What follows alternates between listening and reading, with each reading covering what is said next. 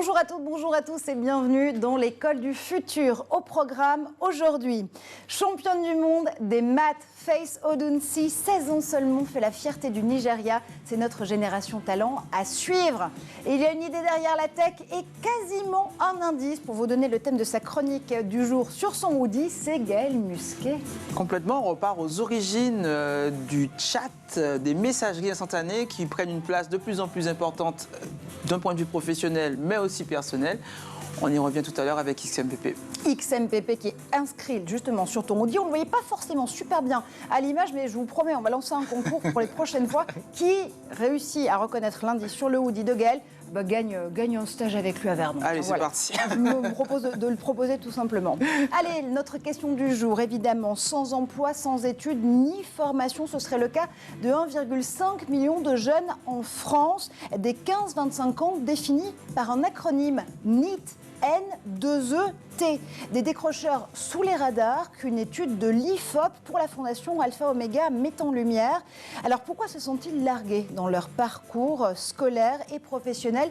Et puis surtout, comment les faire raccrocher? Avec nous pour en parler, Elisabeth Elkrief, vous êtes la directrice générale justement de la Fondation Alpha Omega. Bonjour à vous. Bonjour. Et Grégoire Marciassi, vous êtes responsable d'accompagnement pour le programme Déclic pour We Take Care. Bonjour. Mais d'abord, focus. Et elle s'appelle Faith Odunsi. Et c'est toute une nation qui suit ses exploits. La reine africaine des mathématiques remettait son titre en jeu. C'était en janvier dernier. Édouard Deneau revient sur son couronnement dans Génération Talent. L'Afrique tient sa jeune reine des mathématiques. Faith Odunsi est âgée de 16 ans et elle vient d'ajouter un nouveau trophée à son palmarès. En janvier dernier, l'adolescente a une nouvelle fois été sacrée championne de mathématiques du Nigeria au terme d'un tournoi qu'elle a survolé. Dans ce concours, qui rassemble les meilleurs lycéens du pays, le principe est simple. Un animateur bombarde de questions les concurrents et ils doivent trouver la solution le plus rapidement possible. Et à ce petit jeu, Faith Odunsi n'a pas d'équivalent. Elle a répondu à 19 questions en 60 secondes, le plus souvent en donnant la bonne réponse avant que l'animateur n'ait le temps de finir sa question. Ce titre de championne du Nigeria n'a rien d'une surprise.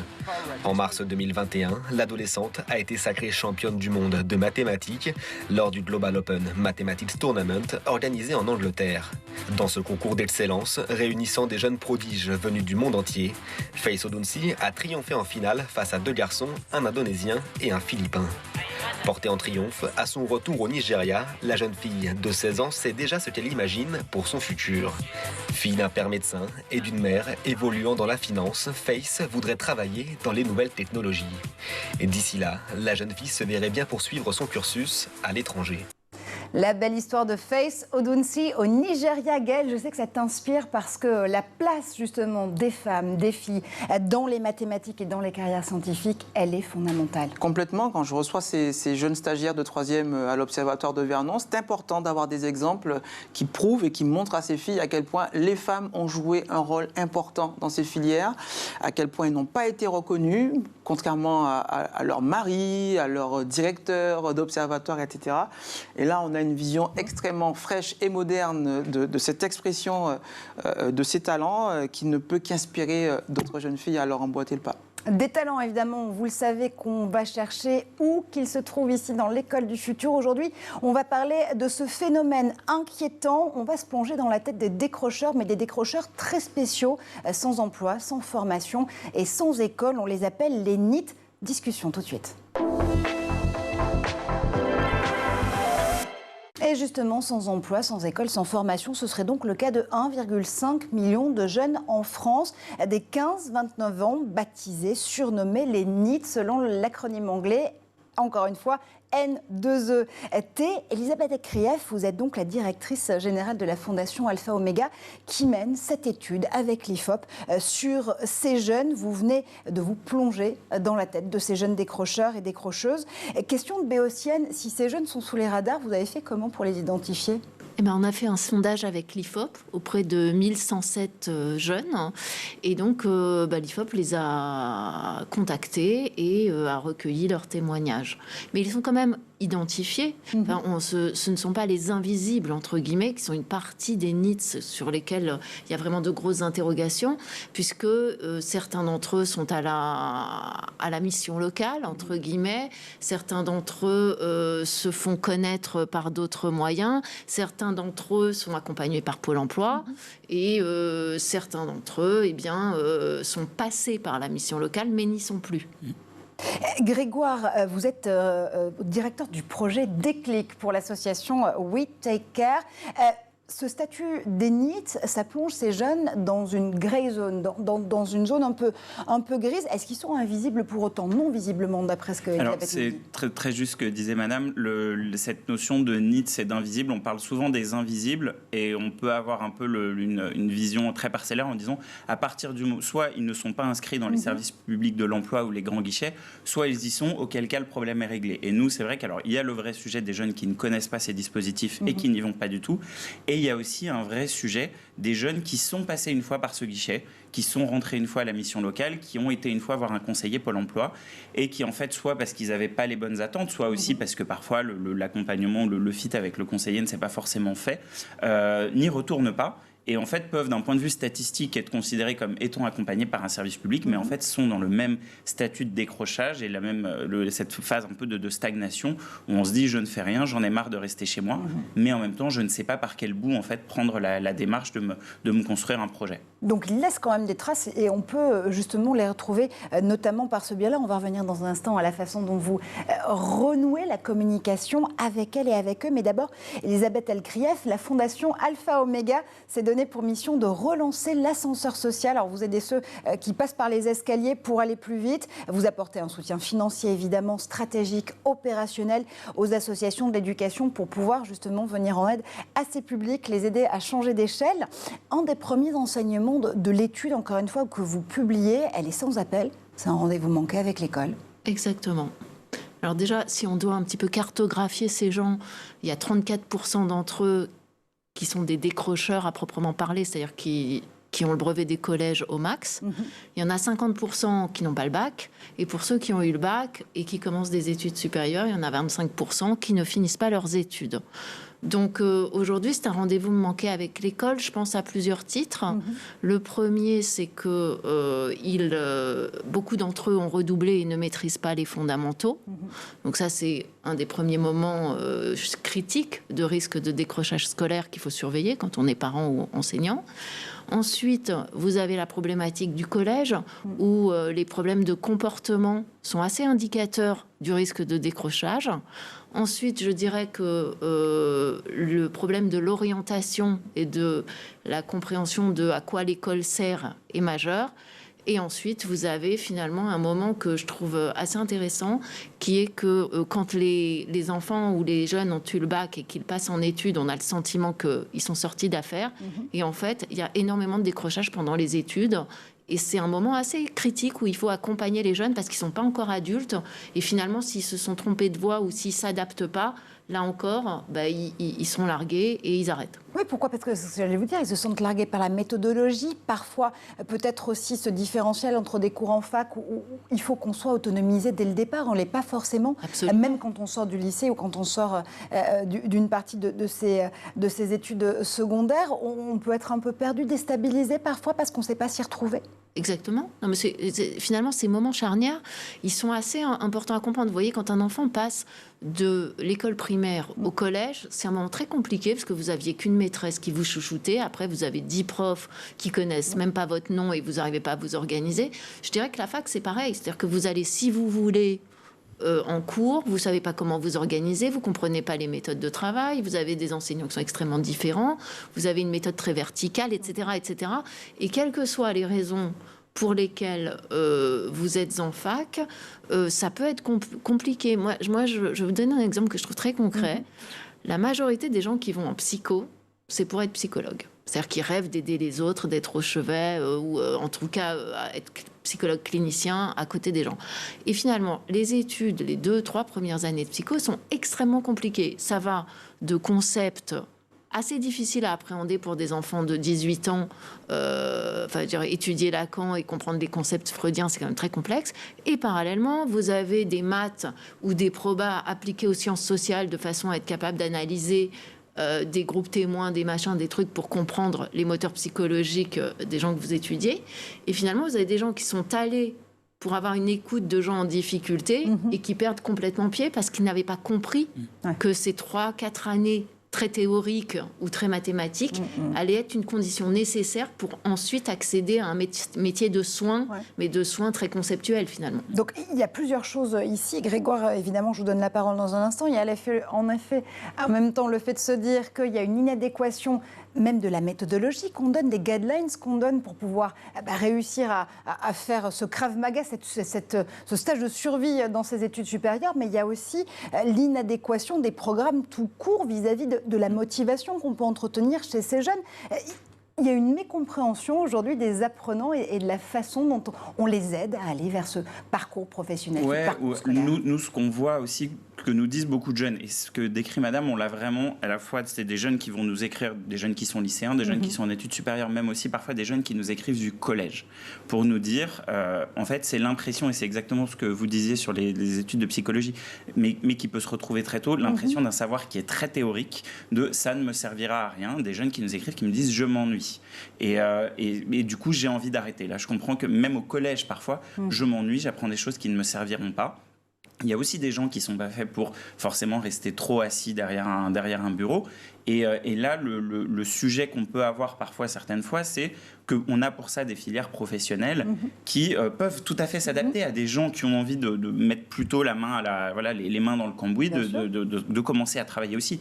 Il y a un vrai sujet de certains jeunes, ça on le voit plus vers le lycée, c'est même pas tant que je m'ennuie, c'est qu'en fait j'ai envie de gagner très vite de l'argent. J'ai un espèce de stress de est-ce que je vais arriver à un moment à trouver un travail. Et en fait, je ne me projette pas forcément dans l'investissement que représentent les études longues, de dire je vais faire, et ça peut être le cas par exemple en psychologie, de ces premières années qui sont très théoriques pour après faire ce que je veux faire, c'est j'ai besoin de gagner de l'argent tout de suite, j'ai besoin de commencer à me bouger tout de suite. Et c'est là où en fait, si on ne vous propose pas rapidement des voies professionnalisantes qui ne sont pas stigmatisantes, parce que c'est là où il y a un gros sujet, on crée en fait, c'est soit je passe vers une voie plus professionnelle qui est un échec, soit je me force à rester dans des études longues dans lesquelles au final, tôt ou tard, si j'étais pas fait pour ça, je finis par pas me retrouver. Oui, il y a une vraie temporalité là aussi qui s'impose à ceux et celles qui ont besoin là aussi d'aller très vite vers l'emploi. Le pragmatisme aussi de ces formations qui sont proposées. Je rappelle que Whittaker, justement, l'initiative pour laquelle vous êtes chef du projet Déclic, c'est l'initiative qui accélère l'inclusion numérique en France, en Belgique aussi, je crois. Vous avez ajouté une corde à votre arc en 2020, justement, en lançant ce programme, le Déclic. Le but, c'est de coacher les jeunes qui ne savent plus où aller, à la fois chercher un emploi, chercher une orientation professionnelle. Aujourd'hui, vous arrivez à communiquer avec combien de ces jeunes ? On a à peu près 500 jeunes qui nous écrivent tous les mois. Alors sachant qu'il y en a beaucoup aussi qui testent le service, mais il y a plus de 200 jeunes. Vous voyez là en mars, on a accompagné 270 jeunes qu'on accompagne vraiment dans le début de la démarche. Nous, ce qu'on fait, c'est vraiment, on parle un peu plus tard à ces décrocheurs au moment où ils se disent en fait, il faut que j'avance. J'en ai marre de rester chez moi à rien faire. Je ne sais pas forcément par quel bout prendre le sujet. Soit parce que je ne sais pas quels peuvent être les dispositifs qui peuvent m'aider, soit parce que, comme on le disait tout à l'heure, j'y suis allé et en fait j'ai été un peu déçu, j'avais pas forcément les bonnes attentes aussi, ou j'avais peut-être pas tout simplement bien préparé mon rendez-vous avec mon conseiller à la mission locale. Et nous, ce qu'on fait justement, c'est de proposer une écoute neutre et empathique de médiateur. C'est je vais vers ces jeunes et je leur propose d'échanger, de faire cette phase d'écoute, de soutien aussi, pour après rediriger vers le bon service. Ou quand c'est des jeunes, et on en a, qui sont, d'un point de vue statistique, c'est décrocheurs, mais qui sont en fait assez autonomes, qui parfois juste n'ont pas les codes, qu'il va falloir aider à faire un CV, une lettre de motivation, trouver des offres. Mais on sent qu'il y a le moteur intérieur est suffisamment fort pour se dire qu'ils vont avancer. Et d'autres où là, on a vraiment un rôle de première écoute et de remobilisation vers justement ces dispositifs qui pourront les aider. Parce que même si on est un service numérique, on le voit, on travaille sur l'insertion et aussi un projet où le présentiel, le contact reste très important. C'est aussi des jeunes qu'on a besoin de rassurer sur leur capacité à travailler avec les autres. Et pour aller chercher ces jeunes décrocheurs là où ils se trouvent, eh bien, vous communiquez sur les réseaux sociaux, Snapchat, TikTok ou Instagram notamment. Regardez cette campagne TikTok pour le déclic. T'en as marre de rester chez toi à rien faire et d'attendre que le temps passe? J'ai un truc pour toi. Le déclic, c'est des médiateurs en ligne qui te répondent gratuitement sur Messenger et sur WhatsApp pour t'aider dans tes démarches. Ensemble, on va discuter de qui tu es, ce que tu veux faire et pourquoi tu n'arrives pas à le faire. Et surtout, on va t'aider à avancer. Donc si tu veux que ça bouge dans ta vie, écris-nous dès maintenant.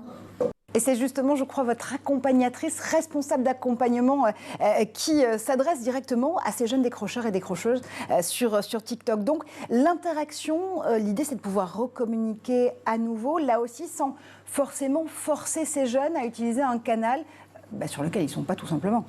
Exactement, et c'est aussi l'idée de proposer une première écoute qui est très facile d'accès. Quand on a un peu peur, soit qu'on ne connaît pas, soit qu'on ne sait tout simplement pas vers où se diriger, vers quelle structure ou quel guichet se diriger, soit quand ces guichets peuvent être déjà parfois loin d'un point de vue géographique, ça peut être complexe de s'y rendre, notamment quand vous êtes dans des zones rurales. Mais il y a aussi des barrières qui sont psychologiques. Donc, je peux avoir peur de me prendre quelqu'un en frontal, d'oser dire que j'ai des difficultés, que je ne sais pas vraiment quoi faire, que j'ai arrêté l'école. On voit qu'en fait, ce canal de l'écrit et de la messagerie leur permet très facilement en fait, d'essayer de demander de l'aide, de commencer à échanger. Et effectivement, la personne que vous voyez dans la vidéo, c'est la personne qui gère notre équipe d'accompagnateurs qui répondent à ces jeunes et qui font vraiment cette phase d'écoute. C'est une nouvelle forme de sociabilité, les réseaux sociaux, sur lesquels ils sont très à l'aise, qui maîtrisent très bien. Et nous, on se dit justement, utilisons-la pour créer un nouveau canal, d'aller vers ces jeunes, encore une fois, qui ne visent pas du tout à remplacer l'accompagnement classique des missions locales et des guichets qui font un travail présentiel qui reste fondamental. Mais c'est pourquoi pas utiliser ces canaux pour créer justement une nouvelle échelle. Et est-ce que c'est pas parce que ces 15-29 ans sont hyper connectés et que justement vous réussissez à aller renouer le dialogue avec eux sur ces plateformes et ces réseaux sociaux que pour autant ils n'ont pas des besoins déjà primaires à réussir à couvrir, Elisabeth? Exactement. Moi je trouve ça très intéressant ce que dit monsieur parce que il faut quand même remettre le contexte en termes de chiffres. C'est-à-dire que les missions locales, ils ont quand même en stock 1 million de jeunes. Donc évidemment, c'est une entité majeure. Nous, par exemple, les associations qu'on accompagne en prévention, c'est 400 000 jeunes. Donc, comme on accompagne les missions locales en remédiation, c'est 1 million de jeunes en stock. Donc, mais par contre, je trouve que ce que fait monsieur est particulièrement intéressant parce que ça permet aussi de personnaliser le dialogue avec ces jeunes, de trouver les angles pour les amener vers un accompagnement.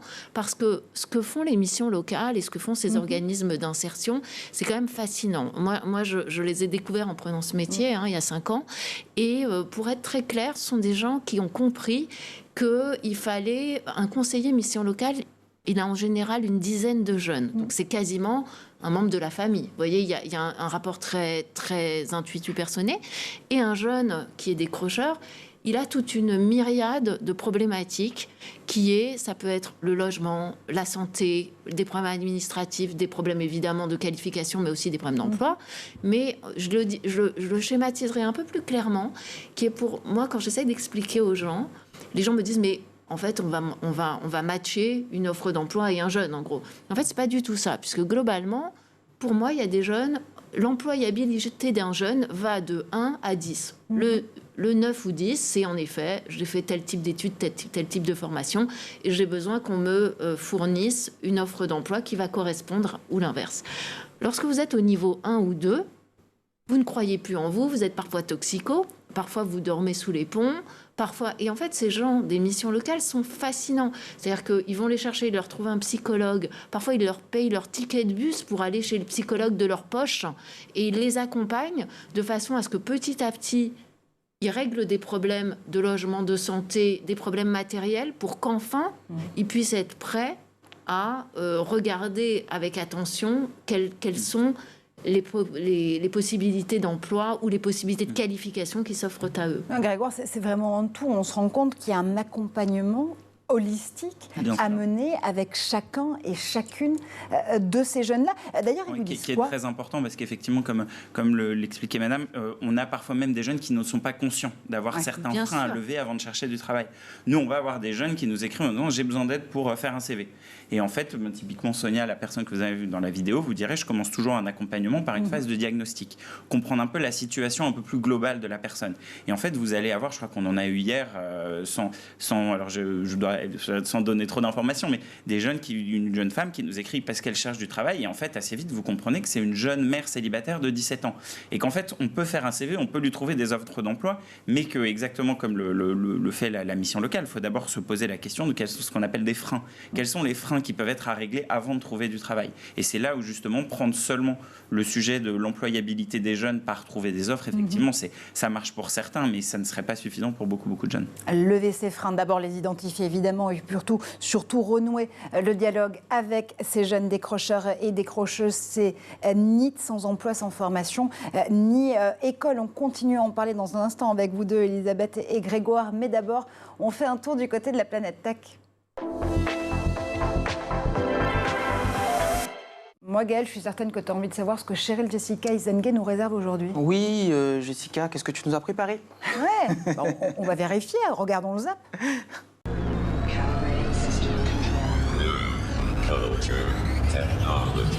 Scratch that, bring it back. 내 옆에선 몸이 고장나서 난 어질 또 돌고 돌아하면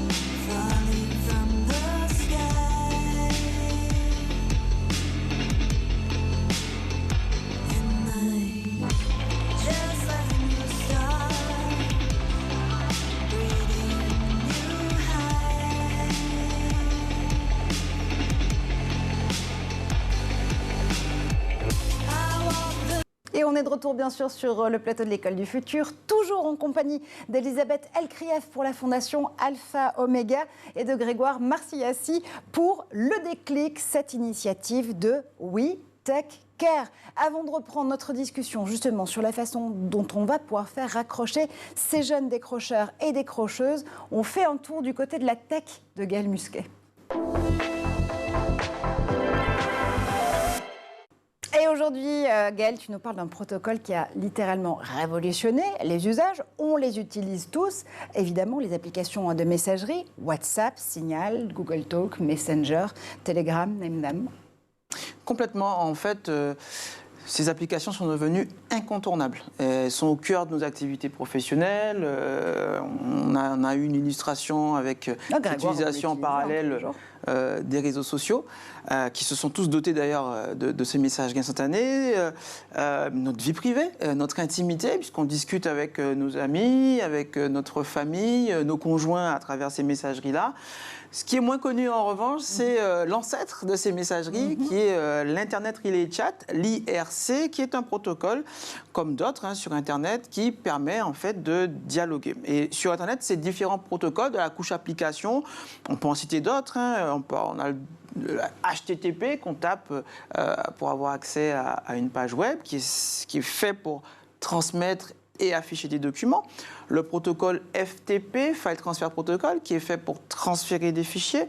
Le SMTP, l'IMAP pour l'envoi des mails. Et IRC et XMPP, qui sont faits pour les messageries instantanées. Je vais me focaliser d'ailleurs aujourd'hui sur ce protocole-là. On parle d'IRC, en fait, qui est un protocole texte, un peu en mode SMS, qui était vraiment que du texte pur, et qui a évolué avec XMPP pour enrichir ce mode texte d'émoticônes, d'images, de vidéos, de messages vocaux, et même pouvoir jouer en ligne. Ce protocole XMPP permet de vraiment être un liant entre les hommes de manière vraiment modulaire et de manière décentralisée.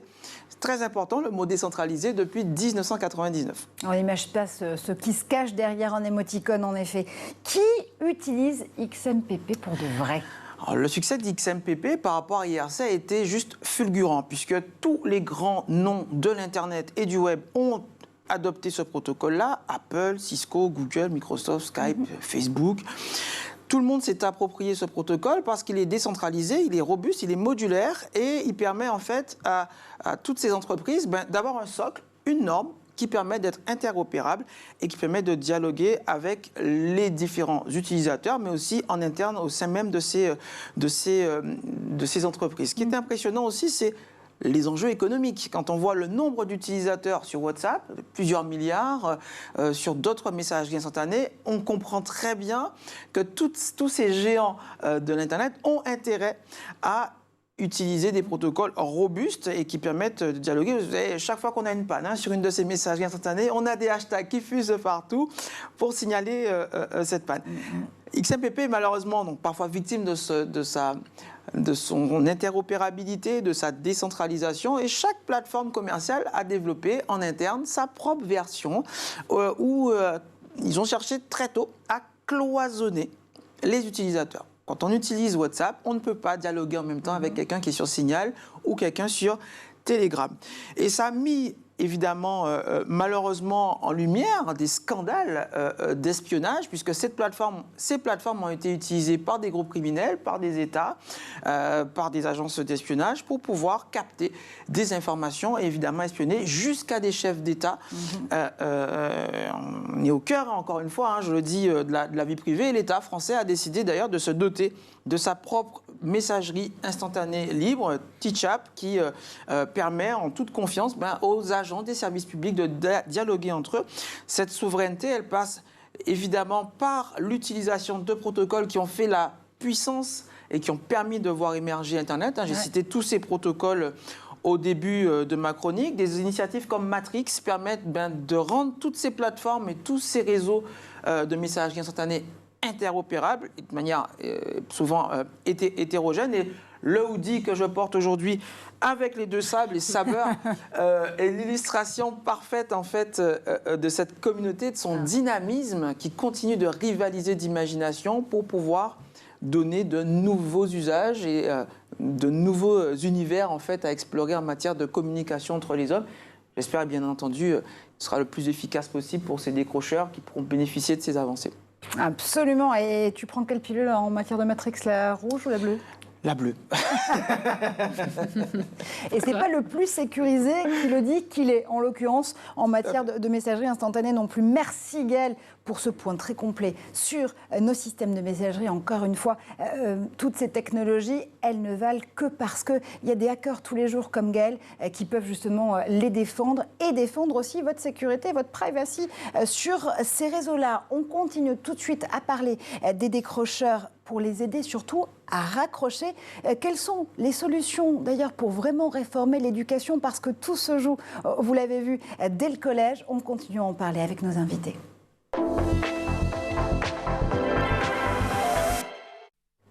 première des solutions en matière de décrochage, c'est peut-être de ne pas décrocher tout court. Elisabeth Elkrief, vous êtes la directrice de la fondation Alpha Omega, et vous le disiez dans l'enquête que vous publiez notamment avec l'IFOP, au départ, il y a forcément ce rendez-vous manqué avec l'école, ce besoin de consensus sur une école plus motivante que jamais. Comment est-ce qu'on arrive à faire changer l'école de Braquet, si j'ose dire ? Alors, vous posez une très bonne question. Je crois qu'aujourd'hui, l'école fait ce qu'elle peut. C'est-à-dire qu'elle marche bien pour 80% des gens, et pour 20% d'entre eux, elle est nécessaire, mais pas suffisante. Et nous, on est une fondation qui lutte contre l'échec scolaire et le décrochage scolaire.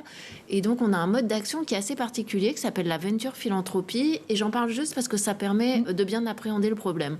C'est de dire qu'on ne peut pas agir partout à côté de l'école. Sinon, on recréerait des écoles. En revanche, il y a des moments critiques, charnières, de risque de décrochage scolaire, où il faut mettre le paquet en plus de ce que fait l'école et en plus de ce que font les parents. C'est-à-dire qu'au lieu d'incriminer les profs, l'école, les parents, il faut se dire qu'à ces moments-là qui sont critiques, il faut se retrousser les manches ensemble. Et donc, quels sont ces moments, vous allez me demander ? On imagine qu'il y a le collège, évidemment. Mais il y a bien avant, ma chère. Bien avant. On commence par les fondamentaux. C'est-à-dire que, évidemment, vous devez apprendre à lire, écrire, compter pour vous débrouiller dans l'existence. Or, tous les ans, 100 000 enfants sortent du primaire sans maîtriser les fondamentaux. Donc, on n'est pas étonné qu'une grande partie d'entre eux deviennent décrocheurs. Donc, déjà, si on pouvait remettre le paquet sur les fondamentaux, ce que le gouvernement a fait, il faut être... Jean-Michel Blanquer a beaucoup agi sur le dédoublement des classes. Mais moi, il me semble qu'il faut rajouter de la ressource éducative en plus du dédoublement des classes. Et nous, on a une association fantastique qui s'appelle Coup de pouce, par exemple. Bon, ensuite, vous avez le collège. Vous avez tout à fait raison.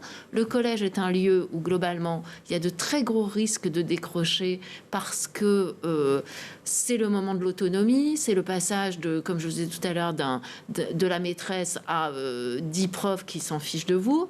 Et c'est surtout le moment de l'adolescence où on a envie d'aller voir d'autres choses que de rester à l'école. Et donc, comment on détecte le risque de décrochage ? Par les problèmes de comportement. C'est-à-dire qu'il y a quand même... Je crois 65% des enfants au collège qui ont décroché, qui ont eu des problèmes de comportement. Et d'ailleurs, j'ai oublié de dire, pour les fondamentaux, que le redoublement est un gros indicateur aussi du fait qu'on a des risques de décrochage. Et dans ces 65% justement d'enfants qui ont décroché dès le collège, il y a aussi des parents qui ont été... conviés par les établissements à pouvoir venir parler de la situation de leurs enfants et qui ne l'ont pas toujours fait, en l'occurrence. Oui, ou alors qui n'ont pas pour autant été capables d'agir derrière. Et là encore, je crois qu'à ces moments charnières, il y a des associations, en plus de l'école, qui sont des tiers éducatifs, qui ont des méthodes hyper chevronnées. Nous, en plus... On accompagne les plus grandes associations éducatives qui accompagnent 10% des jeunes à chaque moment charnière. Et ce qu'on veut, c'est que ce 10% devienne 80% des jeunes. Et comme ça, il nous semble que c'est une solution pour résoudre le décrochage scolaire. Et donc, la première des choses, c'est que ces gens soient conscients que les associations existent, que les enseignants envoient les enfants vers les associations ou les parents demandent aux associations de l'aide quand ils voient que leurs enfants sont en difficulté. Grégoire, vous mentionniez tout à l'heure en première partie de l'émission que parfois des enfants, même au collège, vous contactent via les réseaux sociaux et les messageries proposées par le Déclic, par cette initiative. Ils vous disent quoi, ces enfants au collège ? Je m'en sors pas, au secours ? Ça va dépendre. On a même des jeunes, et je rebondis juste sur ce que disait madame, qui vous écrivent en vous disant, voilà, je sens que j'ai du mal à l'école. On a eu ce cas-là. Je sens que j'ai du mal à l'école. J'aimerais trouver, donc, je ne sais pas comment m'en sortir, mes parents ne m'aident pas. Il faut voir le niveau de maturité d'un enfant qui vous dit ça. Et effectivement, là, nous, ce qu'on a essayé de faire, c'est de l'orienter vers des structures, justement, de proposer à sa maman de l'orienter vers des structures de soutien scolaire. Et là, les parents ne voulaient pas en entendre parler parce que trop compliqué, parce qu'ils s'en sortaient très bien, ils n'avaient pas forcément besoin d'aide. Et on a après d'autres... Parce que ça questionne leur parentalité ? Je ne saurais pas vous dire. Toujours est-il qu'on a proposé la solution et que c'était considéré comme une solution qui serait forcément payante, qui allait avoir quelque chose à un moment. Donc, voilà, les parents ne voulaient pas entendre parler de cette solution. Et on va avoir aussi, quand c'est des jeunes, là, peut-être qui nous écrivent aussi, ce qu'on a un peu plus, c'est je m'ennuie au collège parce que je n'arrive pas à rester motivé derrière un bureau toute la journée à écouter et j'ai l'impression d'apprendre, c'est un peu la tarte à la crème, mais qui est assez vrai, j'ai l'impression d'apprendre des choses qui ne me serviront pas plus tard.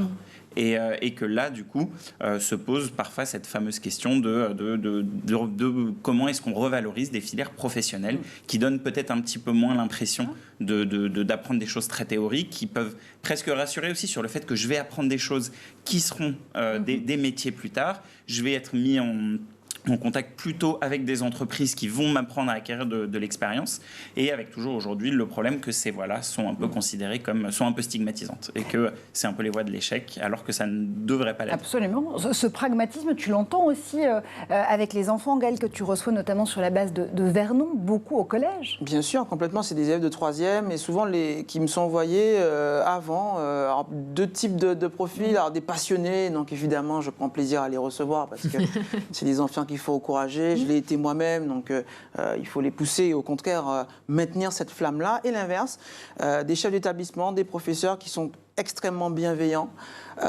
et qui m'appellent en me disant, voilà, on a un enfant à qui on a parlé de l'observatoire, à qui on a parlé de hacking et on a vu une lueur dans ses yeux. Ok, est-ce que tu peux le recevoir? Donc je reçois ces jeunes et je leur montre mon métier et souvent, on arrive très vite, vous l'avez dit, sur la question de l'argent. Ouais. Un des déclics chez ces enfants, c'est de lire ma fiche de paie et de voir un peu, en fonction de mon parcours, moi qui ai décroché en école d'ingénieur, j'ai que le bac, j'ai pas été jusqu'au bout de mes études, qui se rendent compte, voilà, c'est pas grave, ce serait bien qu'ils y arrivent, évidemment, mais j'ai utilisé d'autres ressorts, d'autres voies, j'ai été aidé, j'ai été entendu, j'ai été écouté, j'ai eu des personnes bienveillantes qui m'ont accompagné dans mon métier et qui me permettent aujourd'hui d'exposer ces différentes facettes de mon métier, l'aspect économique mais aussi technique, pour qu'ils puissent s'engager dans des filières qui parfois malheureusement sont vues comme des filières rebuts, mais qui sont tout à fait nobles et sur lesquelles on va devoir mettre le paquet compte tenu des enjeux aujourd'hui sur la cyber. Oui, bien sûr, allez-y, Grégoire et ensuite Elisabeth. Oui, je pense que c'est effectivement, et l'intérêt aussi, le message, je pense, à passer sur ces voies, c'est d'expliquer que ces voies ne sont pas des impasses. Non, on n'y va pas forcément que quand on n'est pas bon, on peut être bon de d'autres façons, avoir d'autres compétences, mais surtout, ça n'est pas s'enterrer. Il est tout à fait possible, après un bac pro, de remonter derrière, de faire des études supérieures, de monter sur des licences. Donc, c'est cette impression en fait de s'enterrer qui peut aussi faire peur, alors qu'en fait c'est des voies dans lesquelles différentes façons d'apprendre peuvent tout à fait se réaliser et du coup après construire des trajectoires. Mais il y a peut-être aussi un manque de lisibilité de ces passerelles entre les formations. C'est ce qui pousse aussi parfois certains de ces jeunes à se dire qu'il n'y a pas vraiment d'avenir s'ils commencent à emprunter une voie, une orientation en particulier, qu'ils ne pourront jamais réussir à rebifurquer si toutefois ils se rendaient compte qu'ils se trompaient. C'est un énorme sujet qui je crois est aussi mis en avant dans l'étude de Madame, c'est qu'il y a un gros sujet aussi sur la lisibilité, déjà même pas de l'orientation, mais des services de l'orientation. C'est-à-dire qu'on ne sait pas forcément vers qui on peut aller. Parfois même, on peut avoir alors un point d'info jeune ou un CDI au collège, mais on ne sait pas forcément qui peut vous aider là-dessus. Et en fait, on ne va même pas forcément dans les cursus chercher à provoquer ces réflexions. Et donc, en fait, on est juste mis à la fin devant, il faut choisir. Mais on ne t'a pas, pendant tes études, poussé à t'interroger sur exactement qu'est-ce que tu voudrais faire. Et après, il y a aussi un vrai sujet de connaissance des différents parcours. Nous, j'en parlais avec une jeune qui avait fait justement un bac pro et qui disait qu'elle avait pu, si on lui avait dit dès le début qu'en fait, après son bac pro, elle pourrait faire d'autres études et des études longues et finir avec un bac plus 3, bac plus 5, elle aurait été beaucoup moins angoissée de se retrouver dans un bac pro. Et elle dit justement, on ne me l'a pas expliqué. J'ai eu la chance de le savoir parce qu'une professeure m'en a parlé. Mais en fait, si je n'avais pas eu cette discussion précise avec ma professeure, on ne m'aurait pas... et je pense qu'il y a un vrai sujet de lisibilité des structures, des associations aussi, qui ne sont pas qui parfois font énormément dans leur coin, mais en fait, on n'a pas encore de structure ou de mouvement d'écosystème qui permettent de rendre plus lisible et plus accessible tout ce qui existe. Et on voit aussi, Elisabeth, que c'est souvent une question de personnalité, si j'ose dire. C'est souvent une question de pair à pair. Une prof qui a su aiguiller cette lycéenne en lui disant « mais regarde, après ton bac pro, tu pourras encore faire énormément de formations différentes, ça va t'ouvrir un champ de possibilités », c'est pas la même chose que quand on leur dit pas, tout simplement. Oui, alors moi je voudrais revenir quand même sur ce que vous avez dit, parce qu'il y a des éléments que je voudrais préciser. Donc d'abord, le fait de trouver que l'école est trop descendante, c'est un point. Après, comprendre à quoi sert l'école, il y a pas mal de façons de le faire. Il y a par l'entrepreneuriat. Nous, on a une association qui s'appelle Entreprendre pour apprendre, où vous comprenez à la fois comment utiliser ce que vous apprenez à l'école, quels sont les différents postes dans l'entreprise, comment créer un produit, le vendre, etc. C'est fantastique. Mais surtout, ce que ça veut dire qu'en comprenant à quoi sert l'école, tout d'un coup, ça remotive pour l'école. Ça, c'est le premier point. La deuxième jambe du discours, c'est ce que disait monsieur, ce sont les filières pro qui peuvent être extrêmement intéressantes, mais là encore, la filière pro n'a d'intérêt que si on a réfléchi à ce qui nous intéressait, pourquoi on veut y aller, et donc où il y a déjà une forme d'orientation vers la filière pro qui doit amener vers quelque chose qui vous intéresse, et qui ne doit pas être un truc par défaut parce que la filière généraliste n'était pas bonne. Très clairement. Et par rapport à ce que vous disiez, là, vous avez tout à fait raison, c'est que l'orientation, c'est se connaître soi-même, c'est connaître les filières et c'est savoir comment les appréhender. Et en effet, il y a des gens pour aider. Il y a à la fois les gens de l'éducation nationale, mais il y a ces associations de mentorat qui aident. Il y a cette association Entreprendre pour apprendre qui permet, en essayant les différents postes de l'entreprise que vous créez avec vos camarades, qui permet de comprendre ce qu'est être un directeur marketing, ce qu'est être un chef de projet, ce qu'est être un directeur de la recherche, ce qu'est être CEO, ce que, à mon avis, peu d'entre nous autour de ce plateau savaient à l'époque, alors qu'eux, ils l'appréhendent vraiment dans leur chair. Et je dirais qu'aujourd'hui, vous voyez, il y a le plan mentorat qui a été mis en place par le gouvernement et qui est déployé par de nombreuses associations. Nous, on accompagne les deux plus grosses qui sont la FEV et Article 1. Ce sont des gens auprès desquels vous pouvez trouver énormément de réponses et que j'engage tout le monde à aller consulter. Allez, je voudrais qu'on en revienne à une dernière partie de l'étude qui, là aussi, est totalement édifiante et qui nous a beaucoup touché, Grégoire notamment, et moi aussi, en la découvrant. D'abord, une toute petite question à Gaëlle. Si je puis me permettre, une question personnelle. Qu'est-ce qui t'a fait décrocher en école d'ingénieur ? L'arrêt, j'étais apprenti, donc l'arrêt de l'activité de l'entreprise où j'étais et devoir retrouver tout de suite une entreprise en apprentissage en milieu d'année. L'école d'ingénieur qui me fait passer des rattrapages pour de la filière apprentissage vers la filière traditionnelle et évidemment plus d'argent pour pouvoir financer mes études. Et donc je mets des guillemets, de devenir fonctionnaire pour des raisons purement économiques, pour rembourser mon prêt étudiant et tout de suite rentrer dans la vie active parce que j'avais des dettes. Donc c'est un peu aussi de ça la réalité. J'ai d'éviter évidemment à mes enfants et à d'autres jeunes. C'est être en capacité le plus tôt possible, ce que font des collectivités aussi, je pense à la région Normandie, avec la plateforme Destination Métiers, qui a des ambassadeurs, dont je suis un des ambassadeurs métiers sur la partie cyber. Monsieur l'ambassadeur Musquet. Le rôle des ambassadeurs métiers, c'est justement sur cette plateforme expliquer à ces jeunes quelle est notre journée type. Et moi, j'ai manqué de ça. Voilà, j'ai manqué de ça jeune, c'est-à-dire qu'on m'explique c'est quoi une journée type, mais je savais ce que je voulais faire comme métier, mais c'est quoi une journée type d'un météorologue, une journée type d'un hacker, une journée type d'un astronome. De l'explicabilité, du mentoring, le fait aussi de pouvoir montrer que c'est du très concret, en effet, et c'est ce qui t'a, j'imagine, aussi permis de ne pas être trop pessimiste, parce que ça, c'est un des grands enseignements, encore une fois, de cette étude sur les NEET, ces décrocheurs sans emploi, sans formation, sans école, que vous proposez pour la Fondation Alpha Omega avec l'IFOP. C'est une véritable mosaïque de sentiments négatifs. Je ne sais pas comment le décrire mieux. Il y a la peur de l'échec, il y a le regret de ne pas avoir continué ses études, il y a le pessimisme face à l'avenir.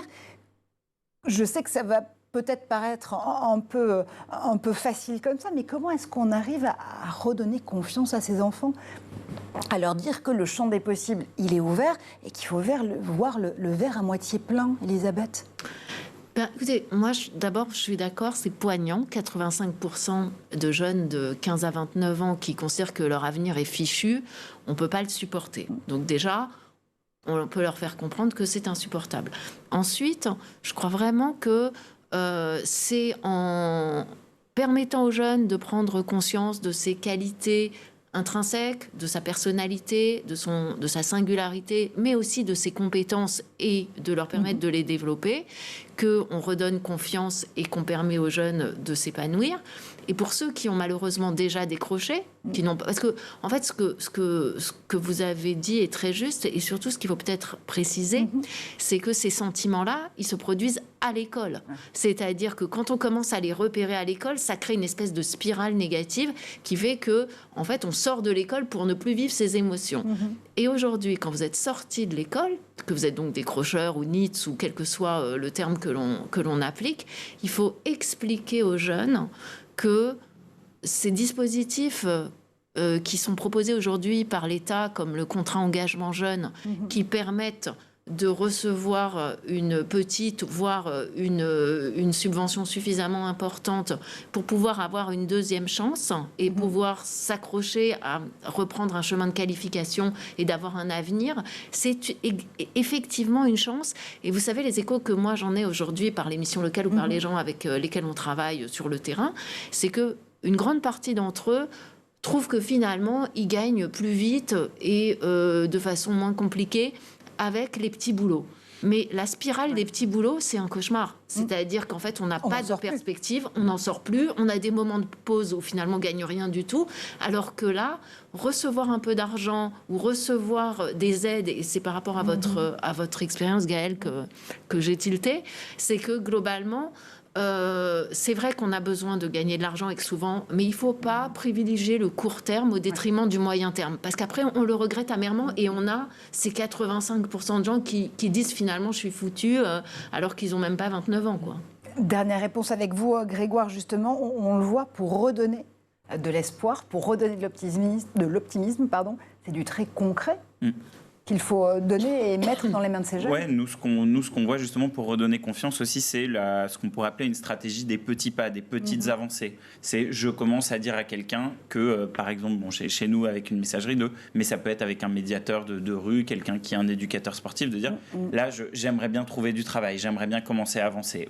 Et voilà, c'est une première étape. Alors parfois ça n'aboutit pas, mais parfois on commence à du coup passer la porte d'une première mission locale ou commencer à réfléchir à ce qu'on a envie de faire, et justement montrer que les choses peuvent être très progressives, mais qu'on peut avancer à chaque fois. Et effectivement, parce qu'il y a il y a ce côté très négatif, et nous, à la rigueur, il ne nous l'exprime pas forcément, ce qui nous exprime beaucoup, c'est un stress. Un stress, et c'est ce stress qui, je pense, fait que beaucoup se disent, en fait, je me projette dans un petit job accessible tout de suite, parce que j'ai besoin de travailler tout de suite. Et après, le sujet, c'est il y a aussi des jeunes qui nous écrivent, malheureusement, qui en ont besoin. Parce que vous avez des gens en France aujourd'hui qui vous disent j'ai besoin d'aide, j'ai besoin d'aider mes parents, ou je suis dans une situation familiale qui fait qu'en réalité j'ai besoin d'autonomie financière, et que là, par exemple, 500 € avec le contrat engagement jeune, c'est pas forcément suffisant. Et donc dans ces cas-là, ces jeunes-là, peut-être que commencer par des petits boulots, ça peut être positif, mais dans la mesure du possible, effectivement, l'idée c'est de construire un projet qui vous réalisera à plus long terme pour éviter cette spirale.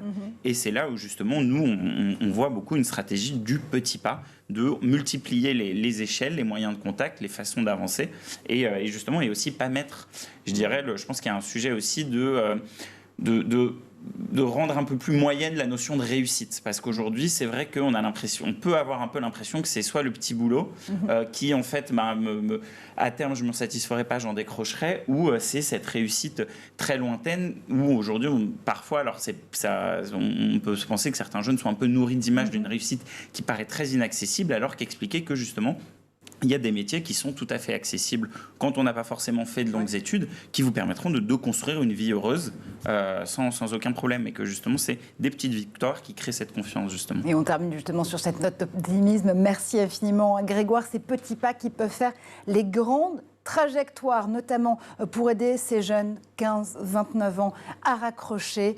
Merci évidemment Elisabeth Elkrief pour cette étude que vous proposez avec la Fondation Alpha Omega, qui nous permet de nous projeter dans la tête justement de ces décrocheurs pour mieux comprendre les raisons de leur décrochage et puis surtout les solutions qu'on peut apporter dès maintenant. Merci Grégoire, merci Alessia évidemment. On vous retrouve sur le déclic, sur toutes les plateformes et les réseaux sociaux pour pouvoir justement reprendre la communication et la discussion avec vous. Il fait tilter les invités, c'est Gaël Musquet. Merci infiniment, comme toujours, pour à la fois ton expertise et ton témoignage. Et merci à vous de nous avoir suivis. On se retrouve très vite sur tous les réseaux sociaux et dès demain en plateau.